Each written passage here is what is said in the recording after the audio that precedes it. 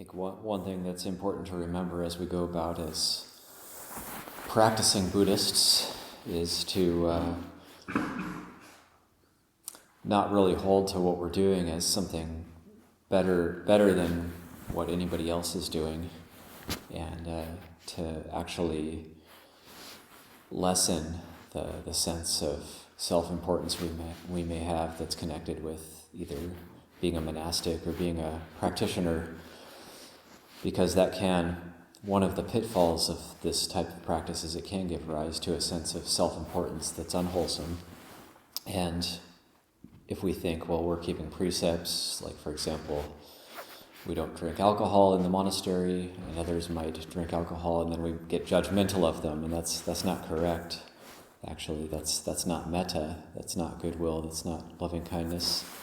So it's actually, there was a man in Thailand who has been very generous with our Sangha, and he's been keeping the 5 precepts for quite a while now, but he has a lot of friends who just are still not that interested in the precepts, and he was hanging out with them, and he's saying, yeah, these are my friends.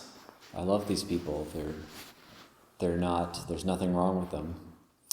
No judgment. So that idea of no judgment is very important, and that's what ends up really providing a good example for people and helping people, is that sense of non-judgmental goodwill that we have for people.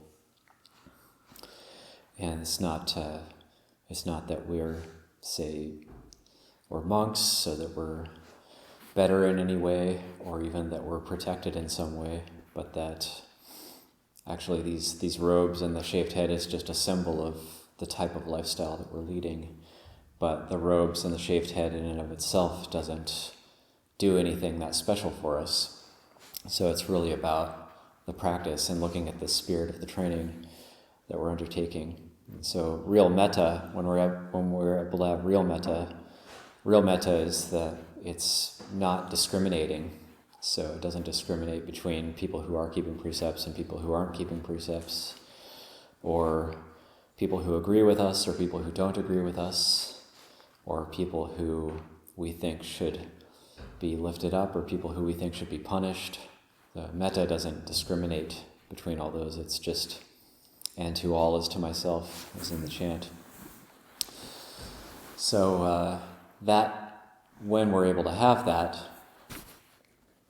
there's no worries, there's no problems. We're able to have that sense of no worries, no problems, and we're going to feel really, really good if we're able to have goodwill for people who agree with us and for people who don't agree with us. There won't be that sense of harshness or frustration that can arise in the mind.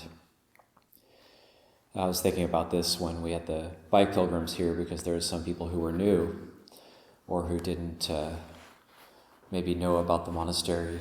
I think there was some people just with towels on walking around. So we might think, well, what are they doing? They're in the monastery, but that's just normal for them. So that sense of it's okay. It's 1 day per year, and so yes, it is unusual, but it's nice to provide that space where they can have an enjoyable time.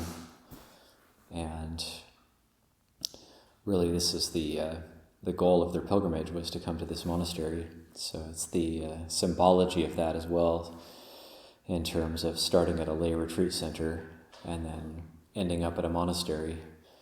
And everybody's going to have this, to a greater or lesser extent, that deep spiritual longing that needs to be lifted up from time to time.